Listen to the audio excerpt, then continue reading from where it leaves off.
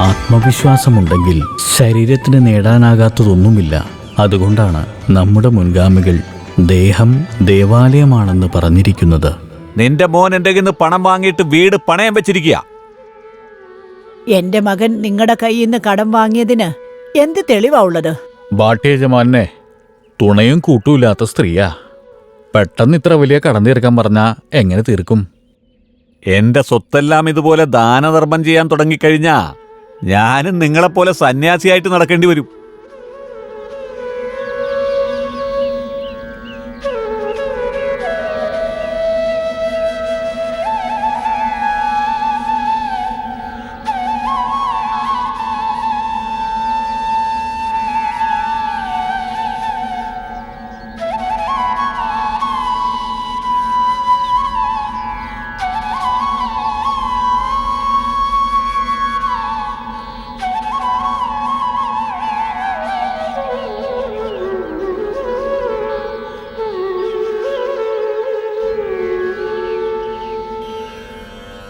സായി,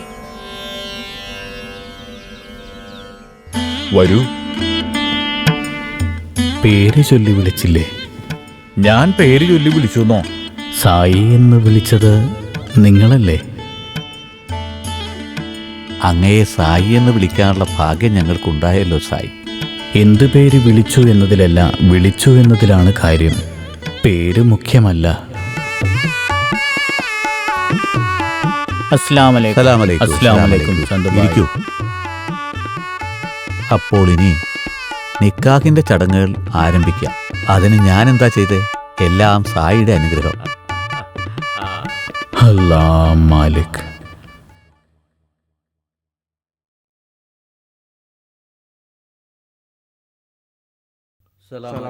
ആ ആ ആ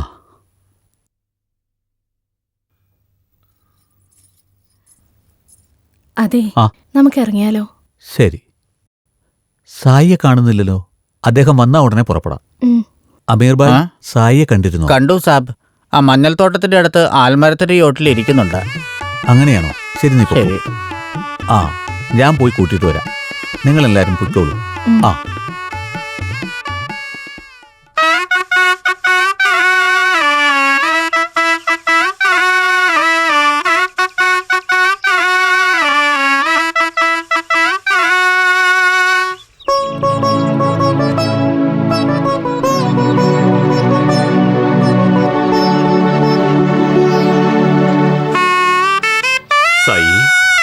വരൂ ചാന്തുബായ്.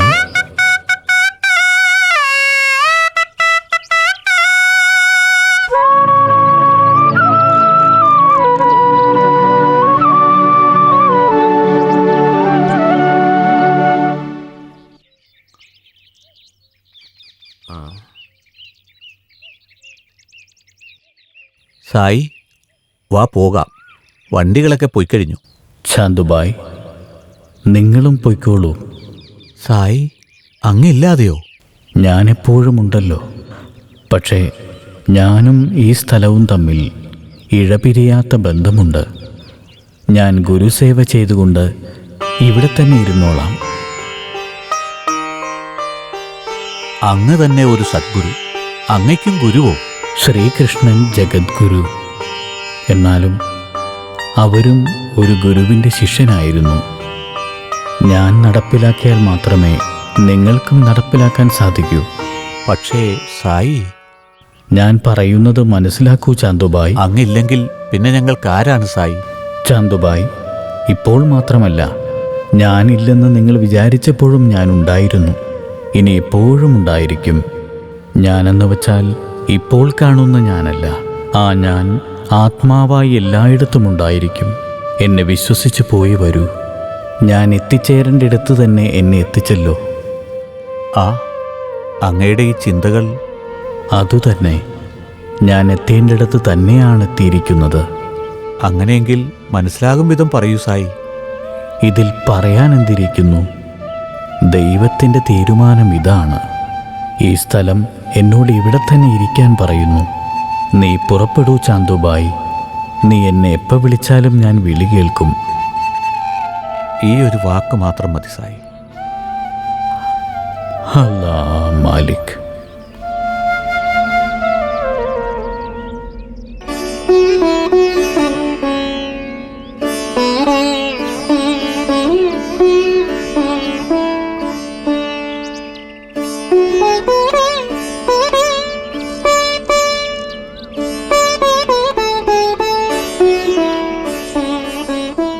അല്ലാ മാലിക്. മനസ്സിലായോ? മനസ്സിലായി. എന്ത് മനസ്സിലായി? കാര്യം നിനക്ക് മനസ്സിലായെന്ന് എനിക്ക് മനസ്സിലായി.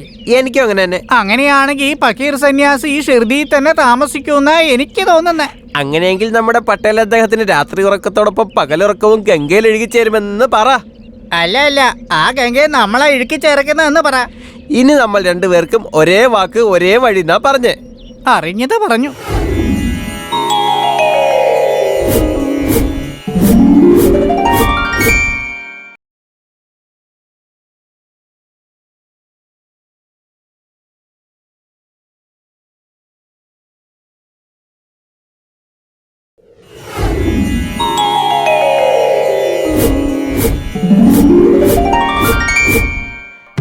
അങ്ങന്നേ അവിടെ വന്നവന്റെ പേര് സായി എന്നാണ്.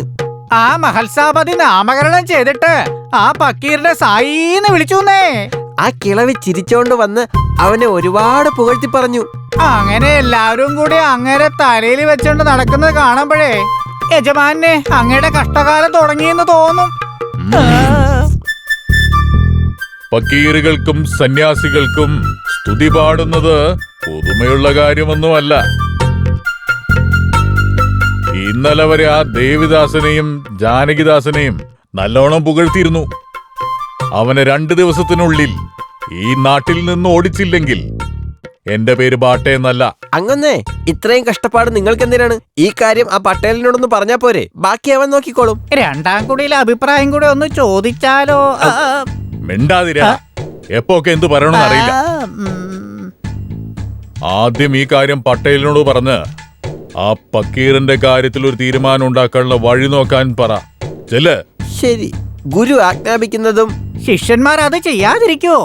ഇങ്ങനെ പോയി അങ്ങനെ തന്നെ പറയാം. പക്കീറേ, നിന്റെ പണി തീർന്നു. ചെല്ല്. അപ്പൊ തന്നെ പോവാം.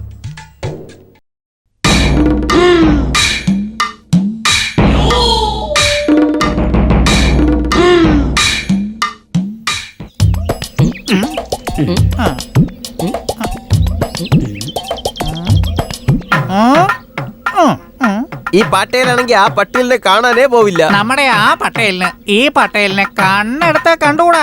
ആ പട്ടേൽ ഇവിടെ നാട്ടിൽ വന്ന കാര്യം ഈ പക്കീർ എങ്ങനെയോ മനസ്സിലാക്കി. അതിനു മുന്നേ തന്നെ ആ പട്ടേലിനും അറിയാം. പരസ്പരം അറിയാതെ രണ്ടുപേരും ആ പക്കീറിനെ പറ്റി അറിയാൻ പറഞ്ഞിട്ട് ആളെ വിട്ടിരിക്കുക. പട്ടേലിനോട് കാര്യം പറഞ്ഞു. ഇനി ബാക്കിയുള്ളത് ആ പട്ടേല്. പട്ടേല് പറയണമെന്ന് പറഞ്ഞാലും പറയണ്ടെന്ന് പറഞ്ഞാലും ആ പക്കീറിനെ കൊണ്ട് 2 പേർക്കും ദോഷമാ. അതുകൊണ്ട് പട്ടേലിനോട് ഈ കാര്യം പറഞ്ഞേ പറ്റൂ. ഇവിടെ ഇവൻ ഇങ്ങനെ ഇരിക്കുക, അവിടെ ആ പട്ടേൽ എന്ത് ചെയ്തോണ്ടിരിക്കുകയാണാവോ? നോക്കാം വാ.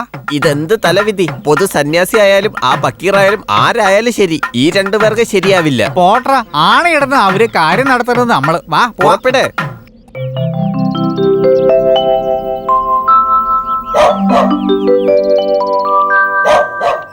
ഡാ, എനിക്ക് ഈ ഷെറഡിയിലെ നിലയും വിലയും കുറച്ച് മാനവും മര്യാദയ്ക്ക് ഉണ്ടടാ. അതിന്ന് ഗംഗയിൽ ഒഴുക്കി കളയല്ലേ. നിങ്ങൾ എന്തിനാ ഇവനെ വഴക്ക് പറയുന്നേ? നിങ്ങളുടെ ബുദ്ധി ഇവന് കിട്ടാത്തതിൽ സന്തോഷിക്കേ. എന്ന് വെച്ചാ എന്താടി? ഞാൻ ബുദ്ധിയൊന്നുമില്ലാതെ വെറും മണ്ടനായി നടക്കണമെന്നാണല്ലേ നിന്റെ ആഗ്രഹം? എന്താ അച്ഛാ ഇത്? അച്ഛൻ തന്നെത്താനെ പുകഴ്ത്തിക്കൊണ്ടിരിക്കുകയാണല്ലോ. പുറത്തിറങ്ങിയ എന്റെ മുന്നേ തന്നെ അച്ഛനെ വഴക്ക് പറയുന്നേ. എന്റെ ക്ലാസ്സിലെ മാഷുണ്ടല്ലോ, ഞാൻ ഉത്തരം തെറ്റിച്ചാലും അച്ഛനെ പേടിച്ച് എന്നെ വഴക്ക് പറയില്ല, അറിയോ? ഓ, പിന്നെ ഒന്നും മിണ്ടായിരിക്കടാ. എന്നോട് അത്രയ്ക്ക് ബഹുമാനം ഉള്ളതുകൊണ്ടാടാ നിന്നെ ആരും ഒന്നും പറയാത്തത്. ഇല്ലെങ്കിലേ നിന്നെ എന്നേ സ്കൂളിൽ നിന്ന് അവർ പുറത്താക്കിയേനെ. അതുകൊണ്ട് നാളെ തുടങ്ങി ഞാൻ പള്ളിക്കൂടത്തിൽ പോകുന്നില്ല. അച്ഛനെ പോലെ വഴിയിൽ അലഞ്ഞടക്കാം. മിണ്ടാതിരിക്കടാ. അങ്ങനെയാണെങ്കിലേ നീ എന്നെ പറ്റി ഉദ്ദേശിച്ചത് എന്താ? ഞാൻ ജോലിയും കൂലിയൊന്നും ഇല്ലാതെ എങ്ങനെ തെണ്ടി അടയ്ക്കണമെന്നല്ലേ നീ പറഞ്ഞു വരുന്നേ? നിങ്ങളുടെ മകന്റെ മനസ്സിലിരിപ്പ് മനസ്സിലാക്കി പറഞ്ഞ് സത്യത്തിൽ നിങ്ങൾ അവന്റെ അച്ഛനാണെന്ന് തെളിയിച്ചല്ലോ. വാ അടച്ചു വെക്കടാ മരം മണ്ടന്മാരെ. എന്റെ വീട്ടിലെ പ്രശ്നങ്ങളിൽ നിങ്ങൾ കയറി തലയിട്ടാ നിന്റെയൊക്കെ രണ്ടിന്റെയും തല തേങ്ങ പൊട്ടിക്കുന്ന മാതിരി പൊട്ടിച്ച് ആ 4 ചിരട്ട നിന്റെയൊക്കെ കയ്യിൽ തന്നെ വെച്ച് തരും. മനസ്സിലായോ? ബുദ്ധിശാലിയായ ഒരു മകന് ജന്മം നൽകിയല്ലോ. ഇതോടെ നിങ്ങളുടെ സൽപ്പേര് ഉയർന്ന് ഈ നാടിനപ്പുറം പ്രചരിക്കും. അങ്ങനെയല്ലേ? നിർത്തടാ നിങ്ങളുടെ മുഖസ്തുതി പറച്ചില്ലേ. നിങ്ങൾ തമ്മിൽ സംസാരിച്ചോ, അതിനിടയ്ക്ക് എന്റെ മോനെ വലിച്ചഴക്കണ്ട. വാടെ പോ.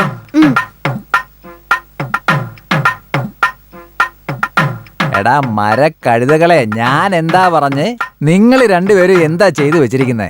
ഞങ്ങൾ നിങ്ങളുടെ ശിഷ്യന്മാരാ. നെറികേട് ചെയ്യുന്നതിൽ നിങ്ങളെക്കാൾ നെറിയേട്ടവരാ. അത് തന്നെ, നിങ്ങളെപ്പോലെ ഉള്ളവരാന്നാ പറയാൻ വന്നേ.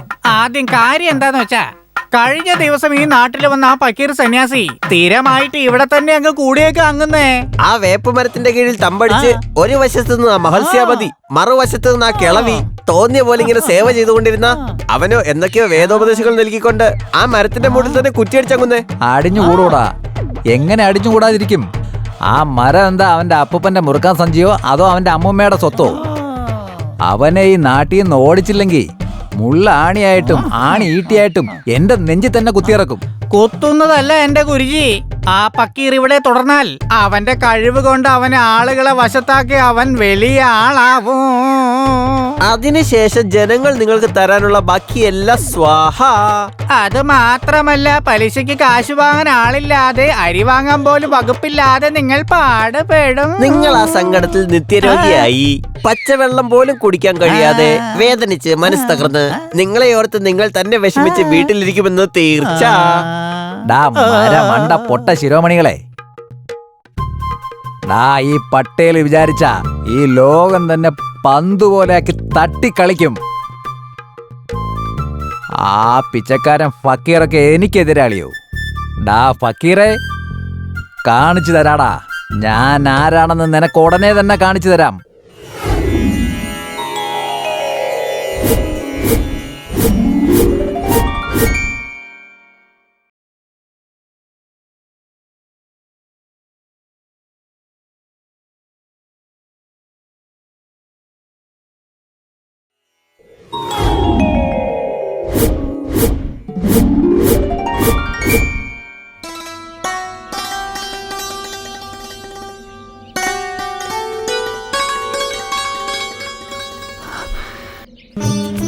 ദേവിദാസ്വാമി, നമസ്തേ. നമസ്തേ. സുഖമായിരിക്കുന്നു. പ്രത്യക്ഷപ്പെടാറില്ലല്ലോ. പ്രത്യക്ഷപ്പെടാൻ ഞാൻ ദൈവമൊന്നും അല്ലല്ലോ സ്വാമി. എന്നുവെച്ചാ ദൈവം പ്രത്യക്ഷപ്പെടാത്തവനാണെന്നാണോ അങ്ങയുടെ ധാരണ? ദൈവം അവിടുത്തെ രൂപത്തിൽ കാണപ്പെടുന്നില്ലെങ്കിലും ഇവിടെ കാണുന്നതെല്ലാം ദൈവത്തിൻ്റെ രൂപമല്ലേ? അതും സത്യമാണ്. പഞ്ചഭൂതങ്ങളടങ്ങിയ ഈ ലോകം ഞാൻ തന്നെയാണെന്ന് അവിടുന്ന് അരുളി ചെയ്തിട്ടുണ്ട്. ഇവിടെ ഇരുന്ന് സംസാരിക്കാം. ഇരുന്നോളൂ. ദേവിദാസ്വാമി, എങ്ങനെ പോകുന്നു അങ്ങയുടെ ധ്യാനവും തപസ്സും?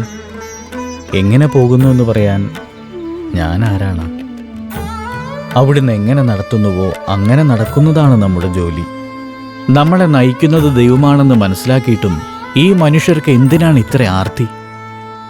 ഈ ആഗ്രഹമൊന്നുമില്ലെങ്കിൽ സൃഷ്ടികൾക്ക് തുടർച്ചയുണ്ടാകില്ല. അങ്ങനത്തെ സാധാരണ മനുഷ്യനെ പോലെ സംസാരിക്കുന്നത്. സൃഷ്ടികളിലെല്ലാവരും സാധാരണക്കാർ തന്നെയാ. സായി, വരൂ സായി, വന്നോളൂ. അല്ല മാലിക്, ഞങ്ങൾ അങ്ങോട്ട് വരാനിരിക്കുകയായിരുന്നു സായി. അങ്ങ് ഞങ്ങളെ അന്വേഷിച്ച് ഇവിടെ എത്തിയല്ലോ.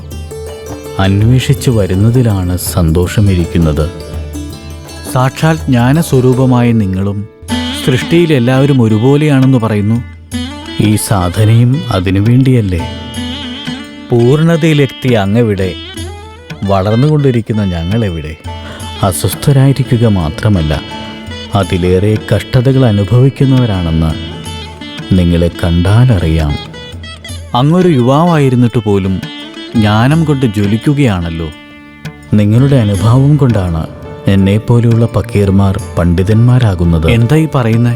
കാഴ്ചയിൽ അങ്ങ് പക്കീറിനെ പോലെ ഉണ്ടെന്നേ ഉള്ളൂ. പക്ഷേ ഞങ്ങൾക്ക് അവതാര പുരുഷനായിട്ടാ തോന്നുന്നേ. അങ്ങ് സാക്ഷാൽ ദൈവത്തിൻ്റെ സ്വരൂപമാണ്. ഈ സൃഷ്ടികളിൽ എല്ലാവരും ദൈവത്തിൻ്റെ സ്വരൂപങ്ങളാണ്. അതുകൊണ്ടാണ് ഓരോരുത്തരും അഭിവാദനത്തിന് പ്രത്യഭിവാദ്യം ചെയ്യുന്നത്. അങ്ങയെ ദർശിക്കാനായത് സത്യത്തിൽ ഞങ്ങളുടെ ഭാഗ്യമാണ്. ആ ഭാഗ്യത്തെ എനിക്കും പകർന്നു തന്ന് എന്നെ നിങ്ങളിൽ ഒരുവനായി കണ്ട് എന്നോടും സൗഹൃദം പങ്കുവയ്ക്കൂ. അത് ഞങ്ങളുടെ ഭാഗ്യം.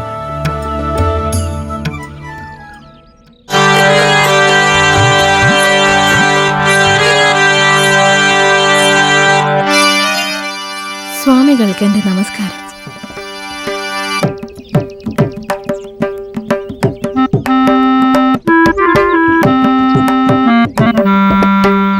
സ്വാമികൾ എൻ്റെ വീട്ടിലേക്ക് വരണം. നിങ്ങളെ വീട്ടിലേക്ക് ക്ഷണിക്കാനാണ് ഞാൻ നേരിട്ട് വന്നത്. ആണോ? ഇന്ന് നിങ്ങളുടെ വീട്ടിൽ സ്വാമി പൂജയുണ്ടെന്ന് പറഞ്ഞിരുന്നല്ലോ. അതെ സ്വാമി, സ്വാമികൾ വൈകി. പോയിട്ട് വരൂ, ദൈവിക കാര്യമല്ലേ.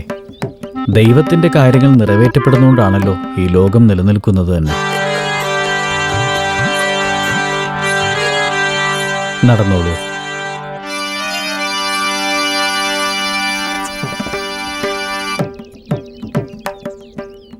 ദിവസവും ഞാനും ദേവിദാസ് സ്വാമിയും ഈ ആഞ്ജനേയ സ്വാമിയുടെ ക്ഷേത്രം യോഗാഭ്യാസങ്ങൾക്കും ധ്യാനത്തിനും ചേർന്ന ഇടമാണ്. ബ്രഹ്മചര്യം ഒരു യോഗയാണെന്ന് ധരിച്ച് ആ യോഗാദീക്ഷയിൽ രാമദർശനം നേടി ദൈവത്തിന് സേവ ചെയ്ത് ത്രേതായുഗത്തിന് പേരെടുത്തു കൊടുത്തവനാണ് മാരുതി. ഇവിടെ ഏത് സാധനയും ഫലിക്കും ജാനകിദാസു. സാധുക്കൾക്ക് ജ്ഞാനയോഗയോട് ചേർന്ന് നല്ല നിയന്ത്രണത്തിലിരുന്നാൽ നല്ലത്, മാരുതിയെപ്പോലെ. അതേ സായി, ധ്യാനയോഗങ്ങൾക്ക് ക്ഷുദ്ധമായ നിയന്ത്രണമുണ്ടായാൽ തത്വം അതിവേഗം മനസ്സിലാകും. സാധുമാരും മുനിമാരും സ്ത്രീകളിൽ നിന്ന് അകന്നു നിൽക്കണം.